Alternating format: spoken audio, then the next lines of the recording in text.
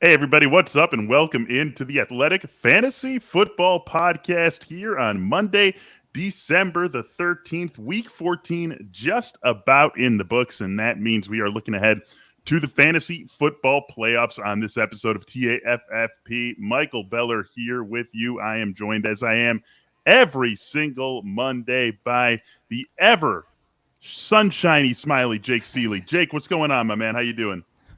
I'm doing good. It's a celebration day for a couple reasons, and we'll have to get into all that. Oh, we will definitely get into all that. Brandon Funston here with us as well. And Funston, Seahawks still on the fringes of the playoff race. How you doing, man? How you feeling? Yeah, thanks for including the Seahawks with about 28 other NFL teams.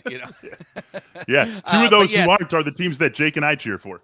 There you go. Exactly. I got some hanging in the balance stuff going on. Going to need some Monday night magic, hopefully. But, yeah, doing pretty good for the most part. Yeah, it's almost like the NFL knew that this is the last week of the fantasy playoffs, giving us a Rams-Cardinals Monday, or fantasy regular season, giving us a Rams-Cardinals Monday night football game. More than the average amount of games, I would imagine, are still remaining in the balance with all the fantasy goodness on those two teams. So should be a fun way to wrap up week 14 and get us into the fantasy football playoffs, which for most of us begin in week 15. But let's stick on week 14, guys, for this next hour or so, and let's start the way we always do. Jake, you take this one first. Who's the big winner of week 14? Well, is it going to be Brandon? Brandon, was your plan to be your guy? Yeah, that was my plan. Okay, well then, yes, okay, he's then I'll go elsewhere. Me, so, okay. I was gonna leave him for you. If so, I will say. I appreciate that. Then because I don't have anything else. So that's good. Okay. Well, so the winners. So I'm gonna say victory lap this part. I am going to victory lap this part. It's the Dalvin Cook people who listened to me that said that we've done this with Elijah Mitchell. We did it with David Montgomery. We did it with Clyde Edwards-Helaire. We did it with Aaron Jones, who, yes, his game was the down game because they were up early. Then they benched him to keep him healthy, that's the only downside. Let this be a lesson going forward. Again, I'm going to remind people, when the replacement option is playing well, as in top 20 running back, and they bring back the incumbent early, which they did with Dalvin Cook, they're going back to the incumbent. They're not bringing him back early to be a backup. It's not wide receiver. They can't play decoy. You can't say, like, oh, Dalvin Cook's on the field and Alexander Madison's not. Oh, it's a decoy situation. That doesn't work with this. So wide receivers is a different ballgame. And again, the Aaron Jones is the downside, but Aaron Jones still, if that game was in contention the entire way, was set to be another example of this. So, yes, I have to say this is a victory lap situation, but it's also a lesson learned. The winners are the people who have listened to this all year long and trusted that the running backs coming back were going to be the guys again. Yeah, and we've seen it, as Jake said, time and time again this year. Dalvin Cook was really the exclamation point with his 200-yard and even Melvin Gordon got game. his 50% share back. Yeah, Melvin right. Gordon, Both of them, he and Javonte are both top 10 running backs right now. Yeah, that's another good one. So we just see it over and over and over again. You sort of have to trust teams when they bring their running backs back that they're going right back to that role immediately. Funston, we know exactly where you're going with this. It is Rashaad Penny celebration time. The winner is Penny puns. They're back. They're back in vogue. Penny from heaven. Penny for my thoughts. A penny for my thoughts last Monday was I said this could be the week Rashaad Penny finally gets some run, has an actual, impactful fantasy day. And I didn't expect it to be that good. He had a garbage time long touchdown run, but he had a non-garbage time long touchdown run as well. And would have had a very nice day even without that last touchdown. So everything just kind of aligned for him to get a lot of carries. People falling, the injuries in that backfield, and the fact that it was the Houston Texans. You look at it, he's a former first-round pick. If they can get any kind of thing out of him in terms of value the rest of the way, I think they're going to try. He's given them more juice than Alex Collins has. It's not even close. Safe to say. I mean, and the matchup's not going to be as good until we get to Detroit again. But against the Rams, it's going to be in the top 30. I mean, going to be a mid-20s RB probably. I would guess 25 to 30 range. You can't celebrate. I ranked him 2 spots higher than you did this week, so you can't even celebrate. Why do you hate Rashaad Penny? Jake is Mr. Penny over here. Because you're way more in tune on Sunday morning than I am. No, you know what the funny thing is, too? I thought you were going to even make a joke that Elijah Penny scored for the Giants, too, yesterday. I made the joke that he's so good that he scored during that game, too. Before we get to losers from Week 14, let's just stick on Rashaad Penny for a second. We seemingly, it doesn't happen every year, but we remember it when it happens. No Sean Moreno a couple of years ago, Tim Hightower before that. These running backs who come seemingly out of nowhere to have just the right 3-week stretch at the right time of year. Jake, can Penny be that guy this year? No. It's because it's a couple things here. It's not, that kind of situation where, first of all, bell cow. I still don't trust that it's going to be bell cow. And Funston's looking at the second thing. Look at who they face. Just this, Yeah, I know, but like then they get Detroit and Chicago. It's like he could be 2 or 3 weeks be that guy, but could be. And that's the thing. It's like this is a bad matchup this week, and it's almost as bad as you can get. And then the thing is if you look at Detroit is kind of they're kind of on run defense. They're kind of like the Steelers, what we talked about last week, is sometimes the Detroit defense shows up. Sometimes.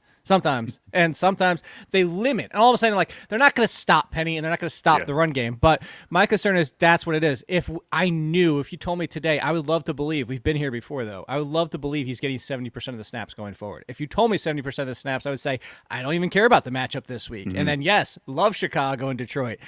But is it 70%, or is Alex Collins going to be sprinkled in, or are they going to give DJ? Because this, Funston, this is what they do. They use more than one option a lot of times, even when Chris Carson's the lead. Chris Carson, the thing that we liked about him so much is because he did so much on a per-touch basis, but he was still always in that 15, 16, 17 touch range. He was never 20. He was he sometimes got there, but you know what I'm saying. Yeah.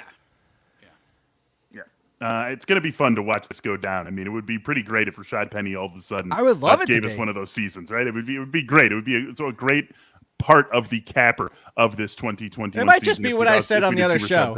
I just might be a jilted lover, and after breaking up 3 or 4 times, I don't want to have my heart broken again. I just feel like he's going to one more time.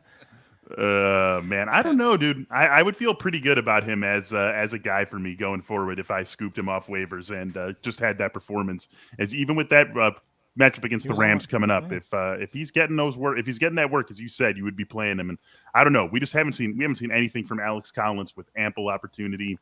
DJ Dallas was totally shunted aside in that game. It feels like this is the right time for them to give Rashaad Penny some run. So hopefully that ends up happening. Let's get back to our previously scheduled programming. Funston, the Week 14 loser for you. And you can go a lot of different ways. I mean, I got to go back to Kansas City. How do they score 40-some points? I think Travis Kelce, maybe Tyreek Hill. You got to look at them as losers in a game like that they could do nothing. I mean, Michael Salfino came out and basically called the end of the dominant era of Travis Kelce. He called him a poor man's Rob Gronkowski. So, I mean, this is his 4th game where he's been under 30 yards without a touchdown, and 2 in a row. He's just been, if you look at the second half of the year, I think he has 1 receiving touchdown in his last 7 or 8 games. Yeah, it's a decline, and it's not just Travis Kelce. It's the weirdness of this Chiefs offense, which we've called losers before, but we have to kind of keep shining the spotlight on that.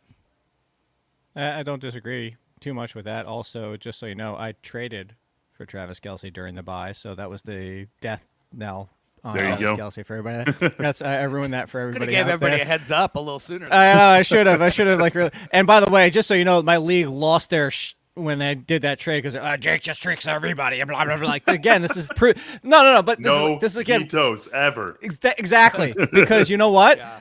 I would have won these last 2 weeks if I hadn't made that trade because of what I gave up, including T. Higgins in that trade. So everybody shut the hell up. I will say this is a catch-all for loser. Losing what we did in Week 14 injury-wise heading into Week 15 for the first round of your playoffs. Potentially no Lamar Jackson, potentially no Terry McLaurin.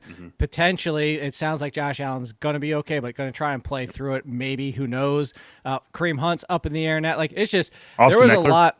Yeah, Austin Eckler sounds like he should be okay, but he's now up in the air. Thursday night. And now what kind of got glossed over is also, don't forget, now they have more time than anybody's had before because it even happened before the game. But both Miami running backs with COVID, we've been looking at freaking Philip Lindsay leading that backfield. Teams are kind of not only limping into the playoffs, but limping through their first round game potentially. Yeah, that's really part and parcel of what this week or what this 2021 season has been. And so I guess we shouldn't expect it to change just because the fantasy playoffs are here, but definitely going to be some key guys missing in our week 15 first round playoff matchups. And all those guys that Jake just touched on, we'll be referring to their situations throughout the show. But I want to start us off. We already hit on the Seahawks and the Texans, and we hit on Rashaad Penny. So let's go to Giants Chargers. Yeah, no. Oh, no. We're going to jump to Cowboys in Washington, actually, Jake. That's where we're going to go next. Cowboys get a win in that game, 27-20, made the people who bet on them, like myself, sweat a little bit at the end of it. Ultimately, they did cover. But, guys, is now the time to talk about Dak? Because this was another ugly game, ugly statistical performance. And, I mean, Funston, you're not sitting Dak, but, you're probably not sitting Dak, but that maybe has more to do with who else you have on your roster rather than trusting that he's going to get it back the way that he was earlier in the season. Yeah, I'm ranked as the number 2 quarterback this week, so I was way off on that. And, I just watching it, it's hard to pinpoint exactly. It's just, just not a lot of rhythm with his game right now, and not a lot of just I've seen a guy open and I'm just firing. It seems like he's holding the ball a bit. He wasn't throwing to the running backs at all in this game. So I don't know exactly what the problem is, but there's something going on because we've seen this. He's, as much as we talk about Mahomes and his issues, Dak's been right there with him, and so it was a weird game, but it's time to talk about Dak. I'm not sitting him because I don't see anything that's just so completely obvious, and there's enough playmakers there. It could just be a tweak, a little change in their offensive play calling could unlock some things, but right now it's just frustrating to watch. And he'll unlock it and get it right this week against the Giants. It really comes down to him. No, and I kept saying this, and I've said it. They've been doing a great job until this game, of course. But the Giants' secondary keeps everything in front of them, and then what happens? Freaking Guyton gets behind them for a big play. Yeah. They also were without. Was it Dory Jackson was the one? Yeah, he was the one that was out this week. So that is going to be but when I go back to, I talked about Dak last week. I guess not with you guys because then you would have asked the question, Bella, because I must have done with Jeff or somebody. But was digging into Dak, and it's a culmination of issues. So first of all, the first couple games coming back from the calf I was looking at, he wasn't making a lot of throws, as you just alluded to, Funston, throws downfield, and whether or not there's the calf being able to push off of it. But the second part is he hasn't had everybody healthy. Until for all intents and purposes, even without Pollard, he finally had everybody at 100% out there and healthy. But also now look at the defenses he's been facing. The Raiders, he did very well against, but the Chiefs, we've been talking about how good the Chiefs defense has been. Washington's defense has turned the corner, and then the week before this was the Saints, was one of the best in the league. So I'm not saying it's not a problem. It's just injury to his teammates and the schedule. It's just a lot of things have been. It's like the worst case scenarios all around his offense too. Right? Yes. Tyron Smith, CD missed offensive a game. Line. Amari Cooper missed a game. Michael Gallup, was he back Dak's first game back, or was he still missing? There's been injuries all over the place. Every single spot. He was brought around slowly. I compared it to. Oh, that's what it was, the Washington Huddle, because I did the entire Washington Huddle show this week. So they asked me to break down the entire. I compared his situation to Tyler Heineke's at the beginning of the season, where every single week was a different runner because Antonio Gibson wasn't 100%. Actually, Jarrett Patterson led that backfield one week, but Heinicke had nobody healthy. The offensive line, it was just something every single week. And I agree with you. You can't bench him, and maybe he's a low-end QB1, but I think the Giants game will help him get right, mostly because the Giants offense will help the Dallas Cowboys offense stay on the field because their offense can't do anything. Oof, and we saw that once again with Mike Glennon at the helm. Did the Giants help Zeke get right, Funston? I think there's more than just it's just that. I think there's an offensive line issue. You remember Tony Pollard? He had the one long run against the Saints, but he was in all the other touches every bit as ineffective as Zeke was, and so was Corey Clement. On Sunday as well. They're just not getting a lot of run, a lot of daylight in that running game right now. And obviously Zeke is banged up and he's not 100%. We know it. But I actually thought Zeke early on in the game on Sunday looked pretty good. But I think he was getting the yards that were available to him.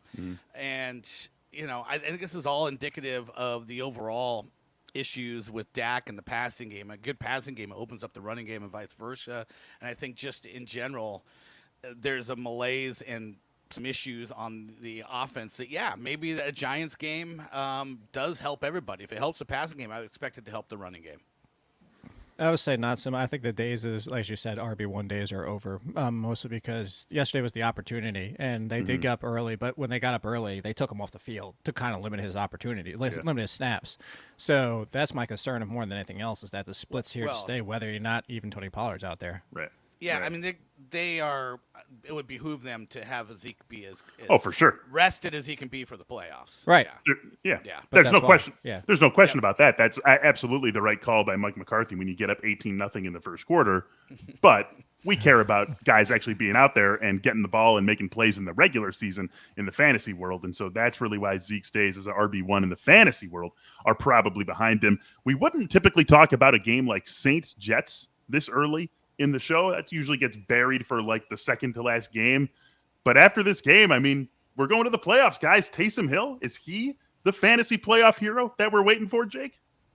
I think he might be, depending on your quarterback. I hesitated there to say, I think that floor-wise, you still have to understand what's there. Because if he doesn't run for 2 touchdowns yesterday, it's kind of an day. It's a Cam Newton situation. And yes, it's fun, and yes, it's exciting, and I love watching him for the entertainment factor. And he has scored 2 touchdowns in every single game he's played, whether passing or rushing.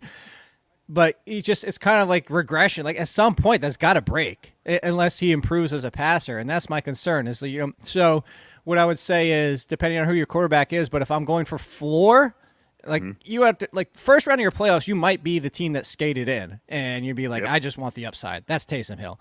But if you're a solid team and you have options like Russell Wilson, I'd still roll Russ out. Now, Taysom Hill might rank higher, but for the floor wise, they still have to understand that the floor for Taysom Hill is still like 6 points. At Tampa in week 15. How do you feel about that, Funston?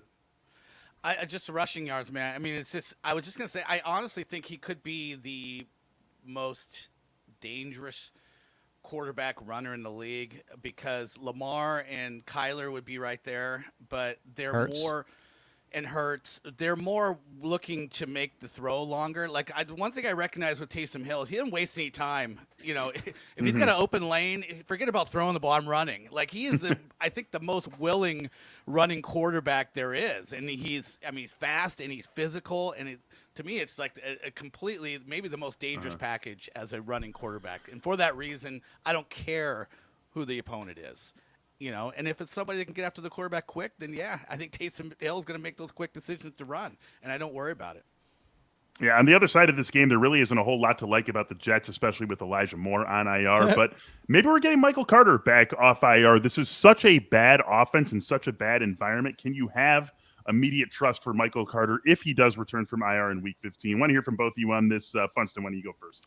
Well, I would just say they're playing Zach Wilson because of the future, not because he gives them the best chance to win now. We've already seen that Mike White and Joe Flacco do a better chance of that. So, I think you would have to consider that since Michael Carter was the starter and he is their running back of the future, that you have to feel like they are going to let him back into that lead role. I mean, do I fully embrace that idea?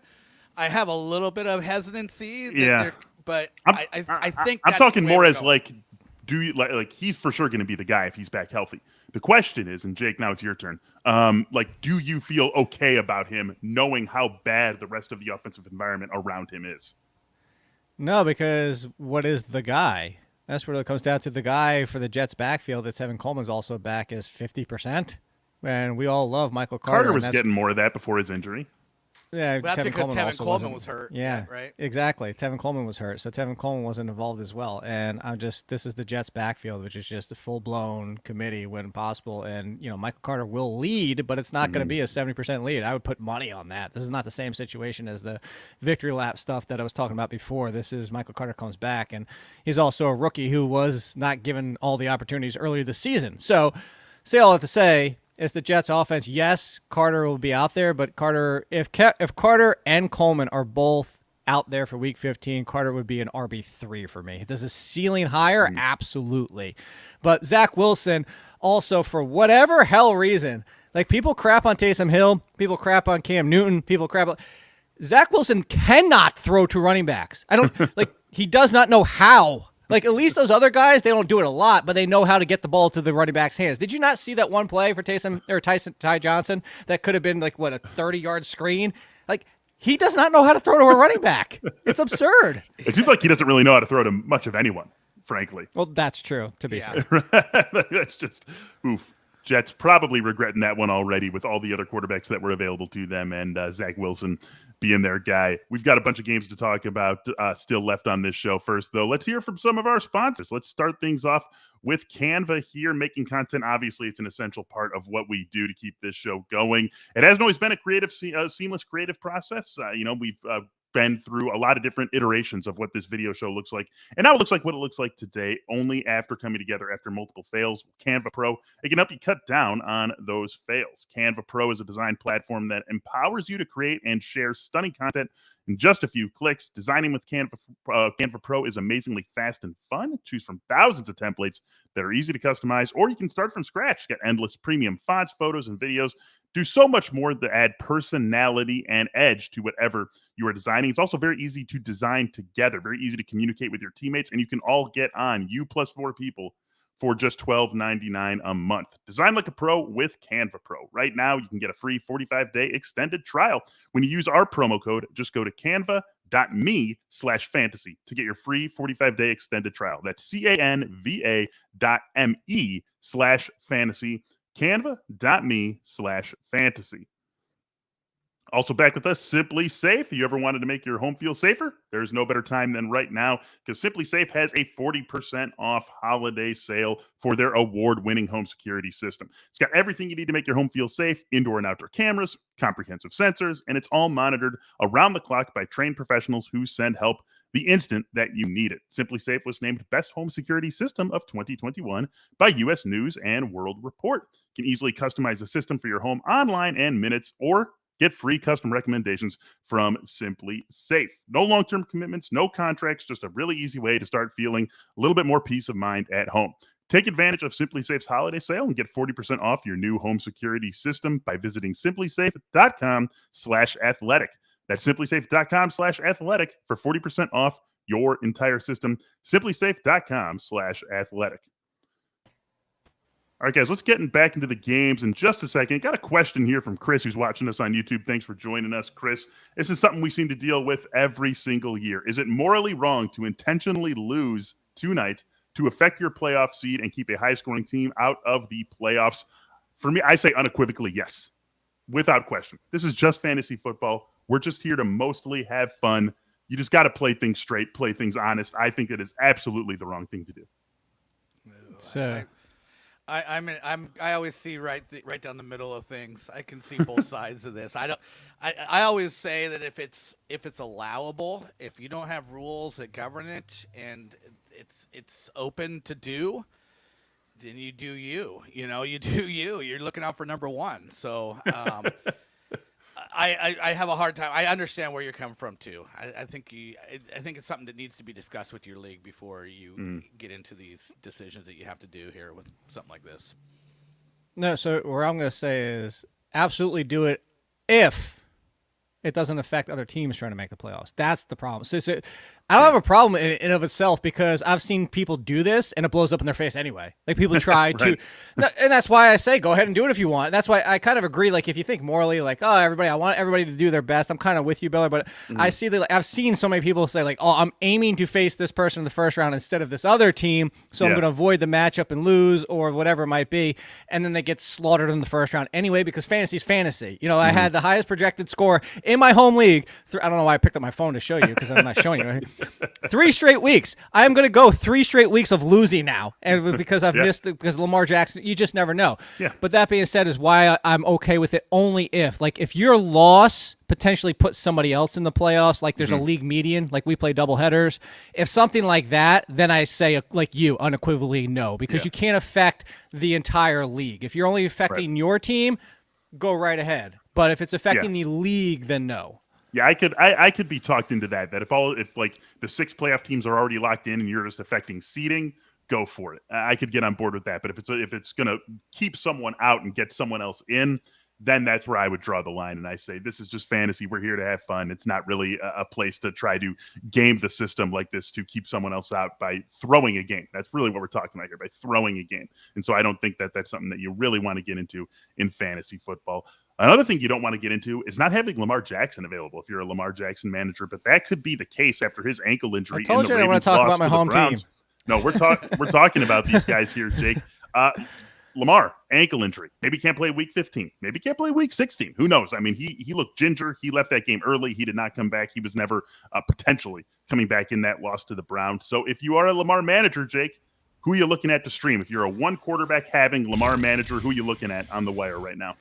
So do you want to know who's in the waiver in my leagues? Because this is what I'm looking at. This is exactly my options.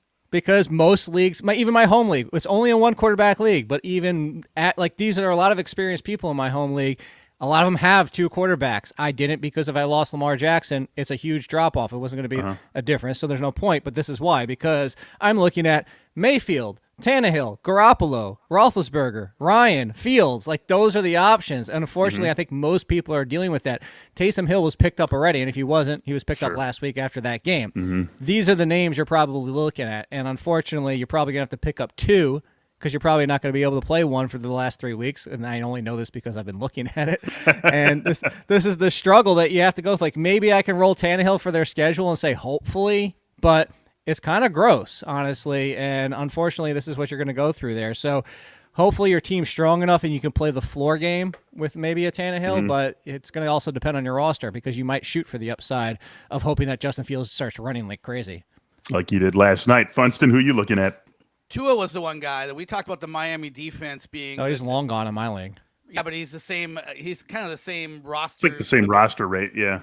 Because he's on a bye, so I think a lot of people probably cut him loose over the bye. But he's right there with Big Ben and Jimmy G, and I think those are actually. I mean, you look at the matchups: Ben Roethlisberger, Tennessee; Tua, the Jets; Jimmy G, Atlanta. Those are all playable. But I like Tua going forward because you get the Saints and you get Tennessee, and those have both been friendly pass defenses. So you could conceivably pick up Tua and ride him for 3 games, and it's probably going to be a guy that I'll rank in the upper half of quarterbacks most weeks going forward, like 16 or so, Jake, you say maybe that you need to pick up 2 guys. If there's one guy who you could pick up and trust for 3 weeks, if indeed it is a 3-week injury for Lamar, I think Jimmy G maybe is that guy. Atlanta, at Tennessee, and Houston are the next 3 games for the 49ers. George Kittle looks unstoppable. Brandon Ayuk looked good. They've got Deebo Samuel back. We think they get Eli Mitchell back this week. Maybe Jimmy G is the one person solution, the silver bullet for Lamar managers. I glossed past his name on purpose. Why'd you do that? Because I mentioned his name for everybody out there because I don't want to be selfish, and I did mention him in the list, but I didn't stop and focus on him because people in my home league watch this show. So thank you very much. Just tell him not now. to. Too late now, Jake. Cat's out of the bag. Yeah, tell him not to listen to this show. Yeah, just get rid of him. All right, let's get on to let's just move on to the next game. Buccaneers and Bills, 33-27. Ended up being a great game. Right, started out like the Bucs were going to run away with it. Awesome second half performance from the Bills. Awesome second half performance from Josh Allen. And then the Bucs just get it in overtime. Brashad Perriman. I mean, what a perfect way to end that game. Where is your Josh Allen and Stefan Diggs confidence meter headed into the playoffs, Funston?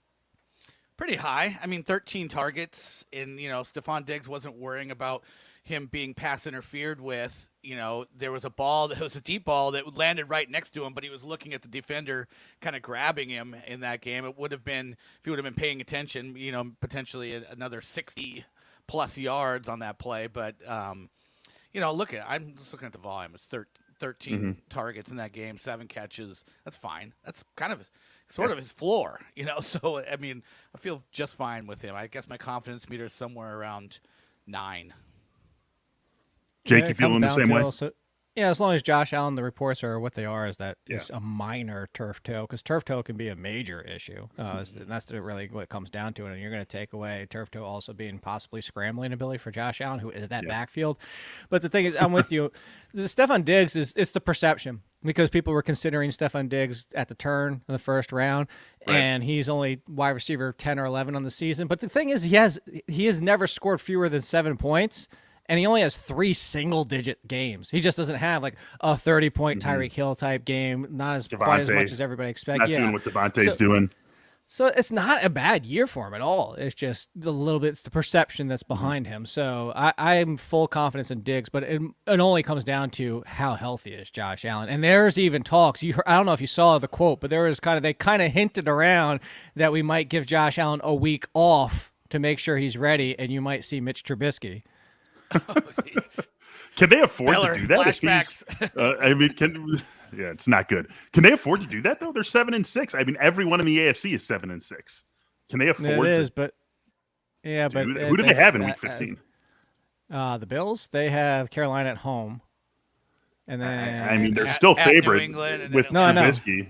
But see, I think they might be looking ahead to New England, and then the last 2 games, Falcons and Jets. That seems like a cakewalk. Yeah. Man. That feels like I'm not the reporter. Why are you coming after me? I'm just sending the news back to you. We're gonna get Joe Buscaglia on the show tomorrow. Joe Buscaglia, Buffalo Bills beat writer here at The Athletic. Make sure you check out our Tuesday show every week, because we're the only show that is able to bring you that on the ground beat writer knowledge week after week after week after week. And hopefully we can get Joe Buscaglia on tomorrow's show. Bucks, man, they're just what a fantasy team. I just want to say that. Like, we don't really need to talk about it, but just like, Brady does his thing. Evans does his thing. Godwin does his thing. Fournette does his thing. Week after week after week after week. It's like the most bankable fantasy team. Maybe not the best team in the NFL. Maybe the best team in the NFL, but just the most bankable fantasy team there is. And part of the reason that is because Antonio Brown is bowed out of the equation. And thankfully, it's made everything very Week 17 might be back. Oh, God, could you imagine that circus if that ends up happening? I don't think it's going to end up happening. I think we're looking at the Bucs as fully formed right now. Chargers and Giants, you guys, let's talk about this game. I don't know if there's a ton to say from it coming out of Week 14 and going into Week 15. We do have to talk about the backfield for the Chargers, though. We just obliquely mentioned it off the top of the show. Austin Eckler suffered an ankle injury in this game. Seemed like maybe he could have come back, but this was early second half. Chargers already had that game well in hand at that point. Thursday Night Football against the Chiefs for them in Week 15. There was very clearly no reason to put Austin Eckler back out there. I guess one thing we know is that Brandon Staley doesn't have Austin Eckler on a fantasy team anywhere. I guess we could say that, because that would have been the only reason to get Austin Eckler back out on the field. Are you making a claim for Joshua Kelly or Justin Jackson or both guys, Jake? And if so, who? And if you're just not making a claim for him, you can say, screw it, I'm not making a claim for him. No, screw it. And also screw the fact that, like, look, this is what arrived yesterday morning. Mini helmet signed by Austin Eckler. Oh, no way. That's cool. You're welcome for getting him cursed, everybody. There's like I just stop over here. Just chill the hell out. Take that Kyler jersey off the wall. I need him to. Thank you for noticing the Kyler Murray jersey as well. I got that thrown out there. So did you notice the one down here? This is why I said I wanted to go to the Saquon. There you go. Yes. That's a new. So he's gonna die this week, just in case anybody wants to know. Like, after he finally scored a touchdown, he's dead. No, Austin. This would be. I wouldn't even be surprised if Roundtree is back in the mix too, if there is no Austin Eckler, and that's why it's a full blown committee. They've shown it before. They've also shown even within. Go back to last year. We've seen within games where Kelly was coming off a good game and started off, and then all of a sudden they're back to Justin Jackson or Justin Jack. Like, there's just. Sure, maybe if you want to block, that's a legitimate. That's not your screwing the league over. It's your block your opponents just if they need running back help, and then you just leave them on your bench. But I would only pick them up to block and then not start them. That's all I would do. I said literally the exact same thing last night. DVR and I do the early waiver show, and I said that's really their fantasy utility is as a block, not as someone who you're going to pick up and start. Yeah, no, it's I was going to say you used the wrong conjunction with or there. It needs to be Josh Kelly and Justin Jackson. So they're basically it's a team running back. TRB. There we go. We can get that in vogue for the 2022 season. On the other side of this game, Saquon, it wasn't necessarily pretty, but he got that meaningless touchdown. He had 90-something yards from scrimmage and the score. Is there anyone on this team that you're at all interested in for the fantasy playoffs other than Saquon?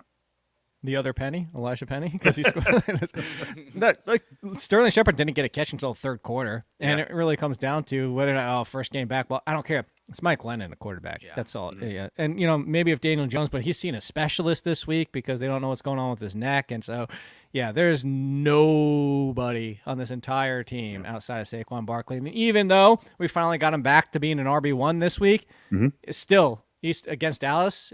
He's still an RB2 because it doesn't even matter the matchup. Yesterday was the best matchup you could possibly have, the Chargers run defense. The problem is their offense is so stagnant that it's killing everything, including Barkley. Like, thankfully, he got that touchdown, but before that, it was, 60, 70 yards on the day, which would have been fine, but it's not an RB1. No, not even close. And, I mean, they could be playing in plenty more games like that where they're just really totally non-competitive. Yeah. Do you think I mean, honestly, do you think Dallas doesn't win by at least double digits this week? Of course not.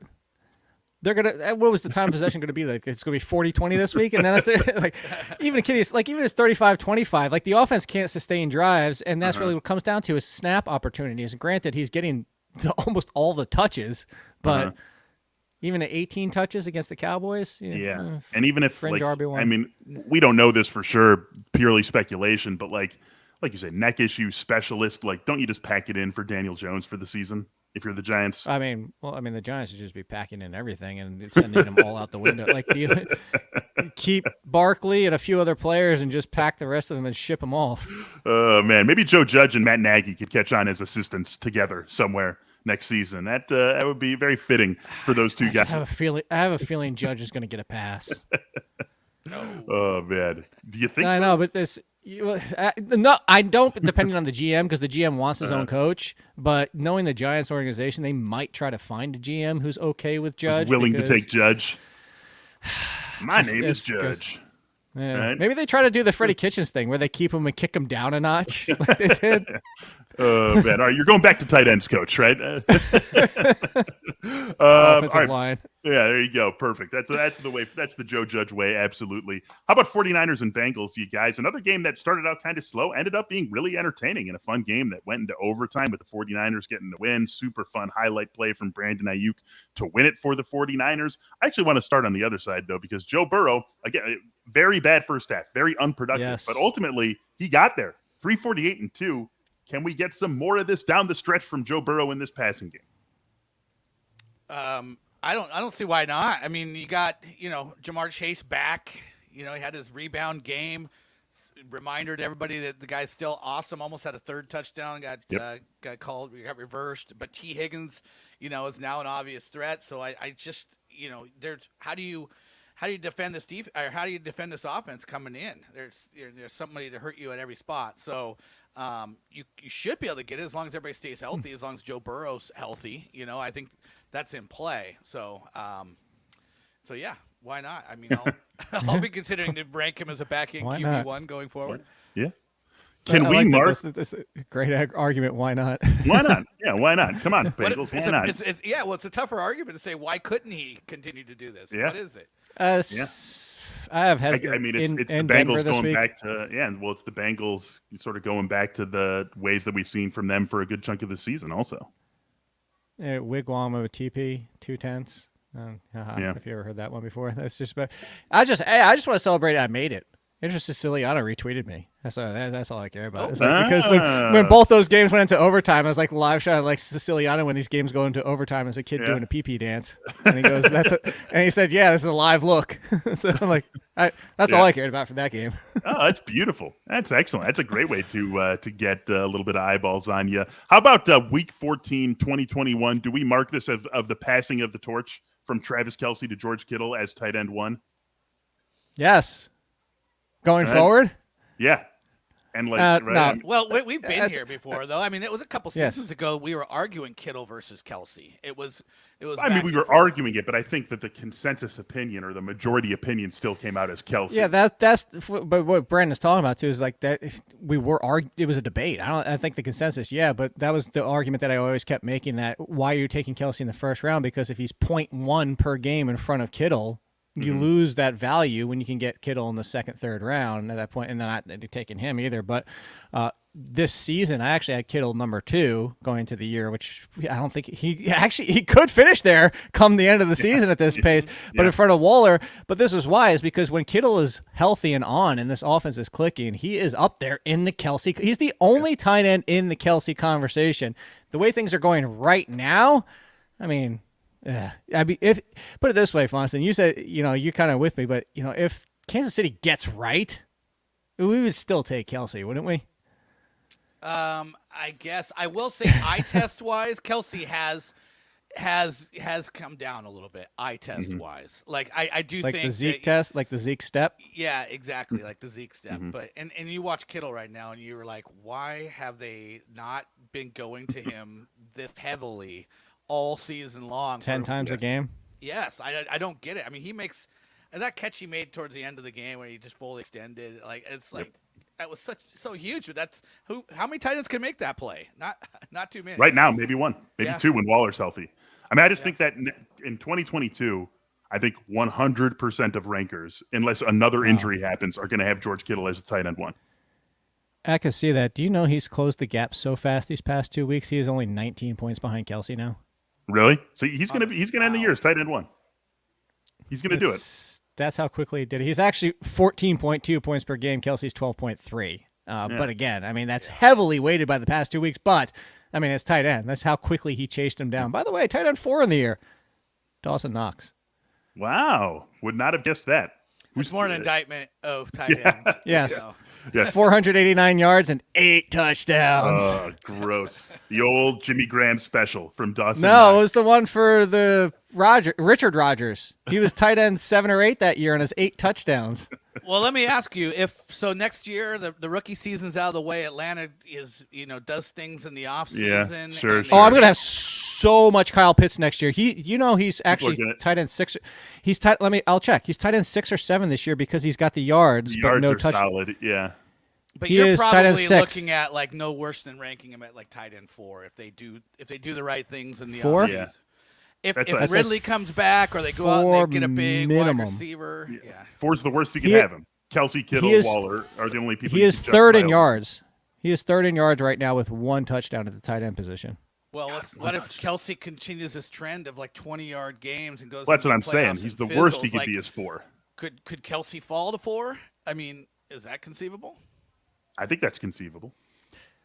If it's this through, because if the Chiefs get to the AFC Championship, who's the third? Kittle, Pitts, and Waller. who? Waller. No, I think Waller's out of the conversation. Yeah. Andrews. Maybe Andrews. Andrews is actually the tight end 1 right now. Yeah, and he's not that old. He's still relatively young. I think you'll have the debate of whether or not a full season of Rashaad Bateman in his second year takes away from Andrews with Marquise Brown and all now a full offense, and J.K. Dobbins is going to be back. Oh, is that a segue? Wait. Beller, we got it. No. Well, we're starting to get. We're guys. We've all wrong show here. We've all been doing this for years and years and years.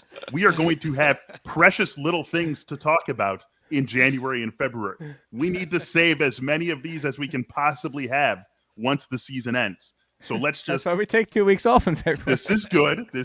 We've laid a little bit of groundwork, and let's just leave this conversation here to be picked up a couple of months from now. That's how we're going to do it.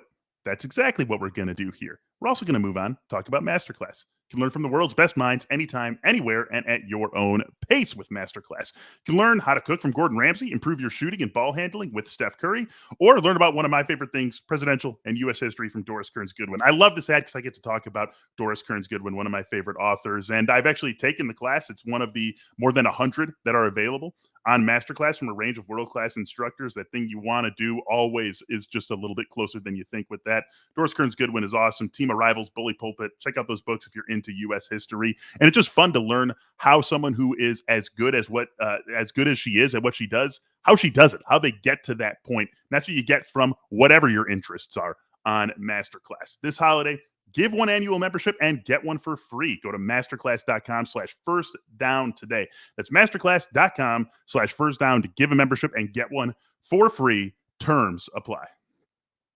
You can also get 3 months for free over at Mint Mobile this holiday season. The best deal in wireless can only be found at Mint Mobile. Get those 3 months for free when you buy any 3-month plan as you switch over to Mint Mobile. As the first company to sell premium wireless service online only, Mint Mobile lets you order from home and save a ton with phone plans starting at just $15 a month. All plans come with unlimited talk and text and high-speed data delivered on the nation's largest 5G network. Use your own phone. Keep that phone number. Just get that new Mint Mobile plan. Everything is moved over. Nothing changes for you, just the plan. for a limited time. Buy any 3-month Mint Mobile plan and get 3 more months for free by going to mintmobile.com/fantasy. That's mintmobile.com/fantasy. Cut your wireless bill to $15 a month and get those 3 months free. mintmobile.com/fantasy.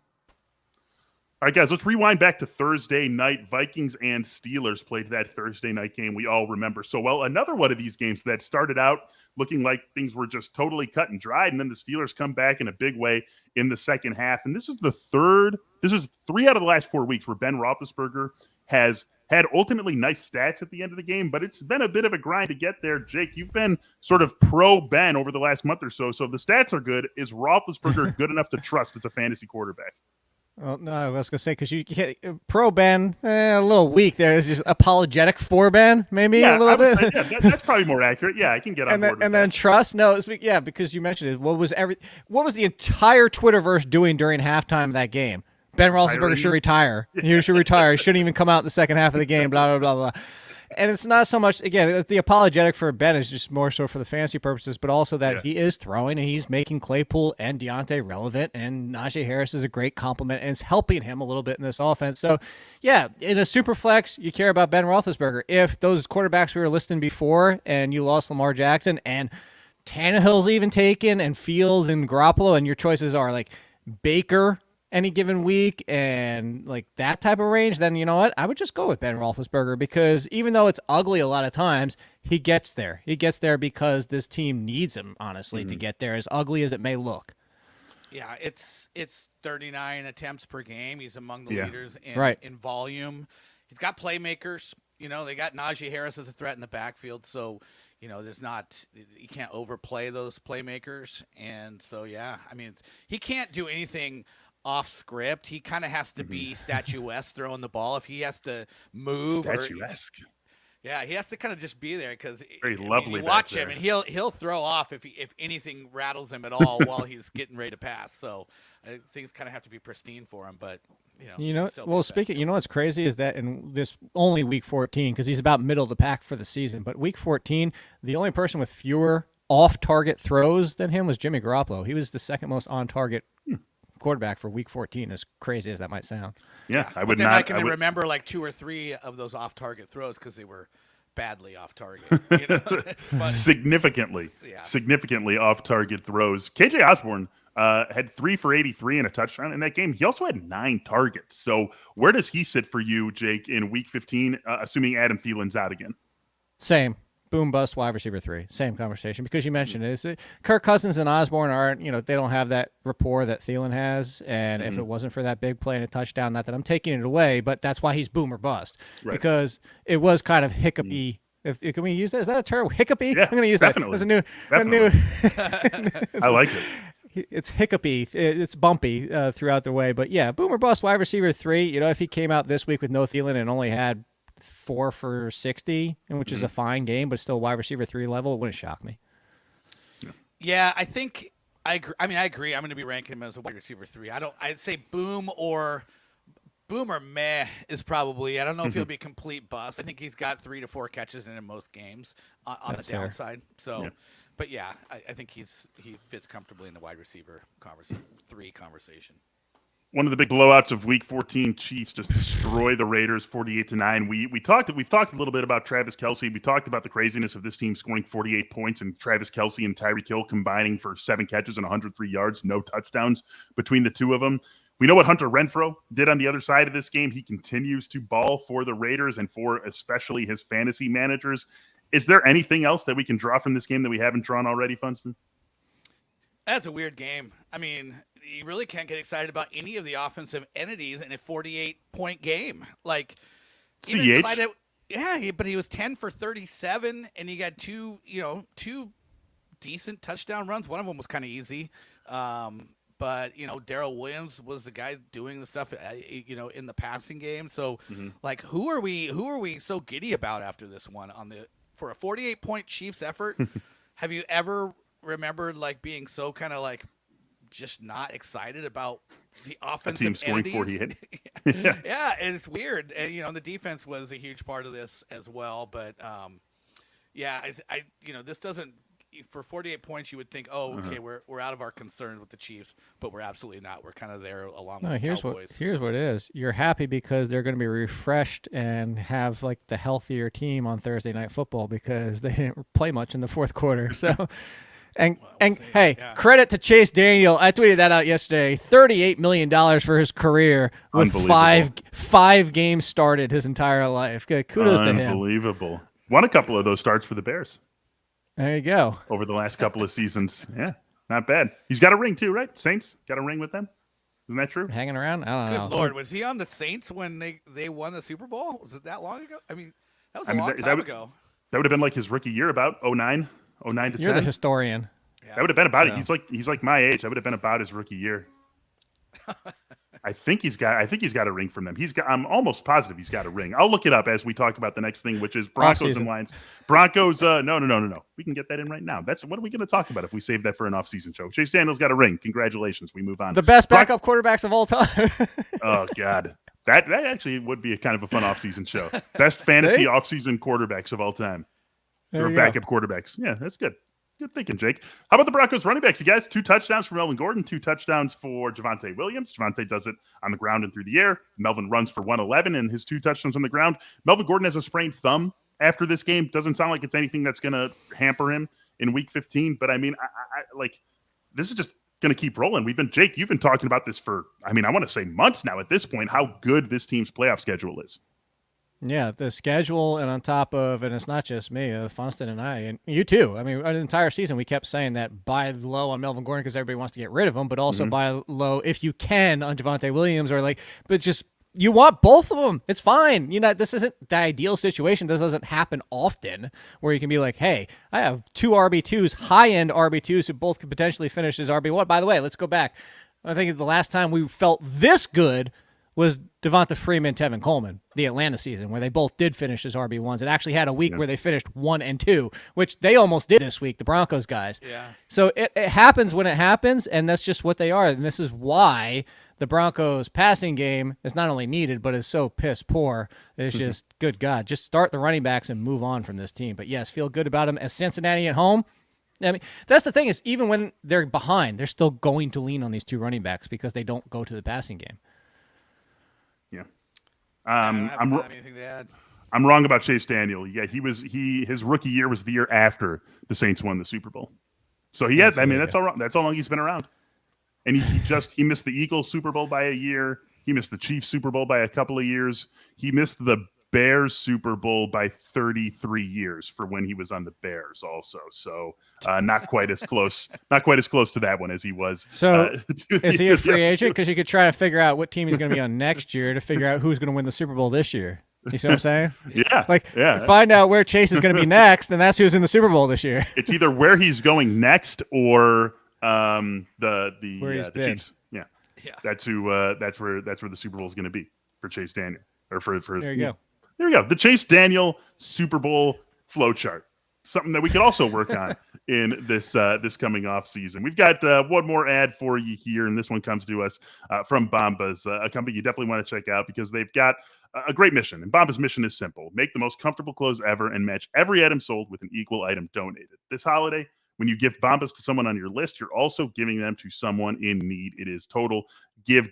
Bombas designed their socks, shirts, and underwear to be the clothes you can't wait to put on every day. Everything they make is soft, seamless, tagless, and has a luxuriously cozy feel made from super soft materials like merino wool, Pima cotton, and even cashmere, which makes them the perfect cozy winter layers. And I can vouch that they do it for every single age bracket you can possibly think of. Got an 8-month-old daughter rolling around in my house, and she's got some socks from Bombas, and they seem to be the ones that she has that she's not purposely kicking off every time that her mom and I can actually get them on her. So Bombas definitely something that you can do for every single person in your family and in your social circle. Socks, underwear, and t-shirts are the 3 most requested clothing items at homeless shelters in that order. That's why Bombas donates one for every item that you buy. Go to bombas.com/AFFP and get 20% off any purchase during their big holiday sale. That's BOMBAS.com/AFFP for 20% off. Bombas.com/AFFP. All right, guys, just a couple of more games before we wrap up this show. Let's go back to Sunday Night Football, Packers and Bears. Packers get a 45-30 win. Matt Nagy covers himself in all the glory possible for a 4th and inches punt when you're down by 11 points in the fourth quarter. Just a stellar decision-making from Mr. Nagy. We talked about this a little bit with Aaron Jones earlier. No reason, right? No reason to worry about Aaron Jones off the volume. And we know A.J. Dillon's got to roll. That's just the bottom line. You've been dealing with it all season, but you're not going to draw too much out of Aaron Jones only having 5 carries in this game, are you, Jake? No, it's a split backfield. Aaron Jones is the lead. Aaron Jones sees more passing game work. And, this was a game where, like Dillon's going to get that kind of workload, but maybe it's just 50-50 going forward. That's really what it comes down to. It's just like, similar to the Panthers backfield now. That's what we're looking at. But at least Aaron Jones, they both. You know what? It's the Broncos too. It's the Broncos. It's a more pronounced their roles, but it's a split where they're both RB2s. Yeah. Yeah, I guess I haven't. We can go ahead. Go on. Nothing to say. Nothing else to say there. There's really not a whole lot on the Bears side of this. I guess Justin Fields, as we talked about earlier, can be in that stream discussion. He needs to keep running like he did against the Packers last night, 74 yards rushing in that game. If that's the brand of football he's bringing to the Bears for the rest of the season, then I think he's at least on the stream radar for the Lamar Jackson folks and maybe anyone else who's not feeling super confident in their quarterback position heading into the playoffs. Or there is one thing from the Bears is they had 27 points heading into halftime. And you know what the final score was, Beller. They stayed on being one of the only 3 teams in the NFL who haven't scored 30 points yet this year. Jaguars, Bears, and Giants. They were on their way to not be in that discussion. Bears are hilarious. The Bears are hilarious. I just can't wait. Just imagining the quarterback streamer. Would you start Justin Fields at home versus Minnesota, or Tua at home versus the Jets, or Jimmy G versus Atlanta this week? Tua. I'd go Jimmy G. But I don't have that option. I think you could argue that 3 different ways. Thanks again, Faust. Keep bringing that up. Keep bringing up the fact that I can't go to Tua. I do think you could argue that 3 different ways. And if we weren't 57 minutes into this show, we probably would argue it 3 different ways. But we got to get on to a more important question. And I think I'm going to be stealing a little bit of Nando DeFino's thunder with this one because I know he loves talking about Mike Davis. Falcons win 29-21. Oh Can you make any sort of argument? I mean, we know what Jake, we're just talking about the running back position 20 minutes ago or so. No. Mike Davis had 40-plus rushing yards, 40-plus receiving yards, touched the ball 16 times. I mean, like, there's got to be someone who can maybe use Mike Davis this week. No, because if you can, you didn't make your playoffs. Like, if Mike Davis was an option, you didn't make it. You were playing the toilet bowl. Enjoy the toilet bowl, and then you can use Mike Davis. You barely had over 50% of the snaps still yesterday. No, enjoy your RB3. That's what you're getting. I mean, RB. Yeah. Mike Davis burned fantasy bridges long time ago. He did. I mean, look at 80 yards from scrimmage is not going to get you back in our good graces. So, you mentioned the game. There is somewhere where Mike Davis was dropped as he should have been, and now someone had CMC earlier this season, and Mike Davis or Deonta Foreman in Week 15. Deonta Foreman. Okay, so that's how far. I mean, Deonta Foreman's only in the RB3 conversation, but Mike Davis is in San Francisco. Mike Davis or Amir Abdullah and Chuba Hubbard against Buffalo. Would you go Mike Davis there? Hubbard, Davis, Abdullah. And I think that's the conversation. He's an RB3. Yeah. So there is going to be someone who feels good about their fantasy matchup who is starting Mike Davis this week. No, they don't, because they're going to put Mike Davis in their lineup. I wouldn't want to do it. I wouldn't want to be in that position. But it's worth talking about. Not everyone's going to be trotting out. Not everyone got Aaron Jones and Jonathan Taylor at the 1-2 turn in their league. Well, or Najee Harris and Jonathan Taylor. Or Austin Eckler and Najee Harris. It's a revenge game for Mike Davis too. It's going to San Francisco. This was a revenge game for Mike Davis against the Panthers. Mm-hmm. Don't forget about that. Just wait till the Falcons and Bears play each other. He gets another revenge game in that one. One more game, guys. Titans and Jaguars. Can we do it now? Can we just get rid of Urban Meyer? Embarrassment on the field, an embarrassment off the field. Just get rid of this clown. Yeah. The players would vote for that, I think. And I had a my thought was that they would just basically potentially quit on this team. And looked like they did. Yeah, the offense scored 0 points, so you can argue that was the case for sure. 4 picks for Trevor Lawrence. Yeah, that's the thing. Is he bad, or is this? I mean, what's I mean, this is as textbook of an incomplete grade as we could have for a guy after a rookie. Two of those were not Trevor Lawrence. And, I mean, you can just go look at it. He is 7th for most on-target throws in Week 14. He is actually inside the top 10 since Week 8 in on-target throws. It's not all like this team is where it is because of the offensive line, because of the weapons, because of Urban Meyer. And when it comes down to, he is ruining this. And the handshake afterwards is the epitome of like. I mean, that was what a everything. Baby. What a baby. What a. I mean, did you see the clip of him when he was asked about the offensive line? I did. I mean, I saw turned that into a GIF. Yeah. Yeah. I mean, just what a clown this guy is. Gone. Get him out. He's gone. Get him out of the league. Yeah. Right. I'm still in on Trevor Lawrence, by the way. I don't. Same here. Oh, he should be. Everybody should be. There's something. I'm in else a dynasty league where somebody. I'm in a dynasty league. Somebody put him on the trade block. If somebody's doing that in your league, go get Trevor Lawrence. He is. Think about it this way. Look at the draft class coming up in the quarterbacks, and if you're in a league with quarterback, obviously Trevor Lawrence would be the 1-1 in the draft next year. So go without trade question. for him if people are floating him out there. Without even thinking twice, he would be the 1-1.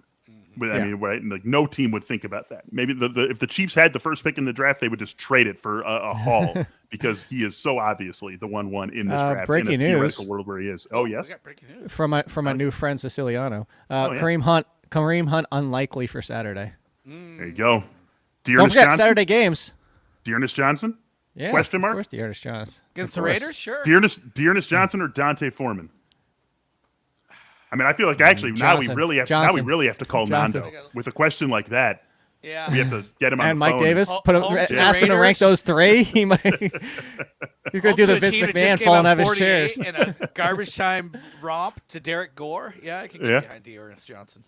All right, guys. One more thing. So I don't want to leave the Titans and Jaguars game just yet because obviously we're gonna sit here and talk about the Jaguars after what a horrible performance and.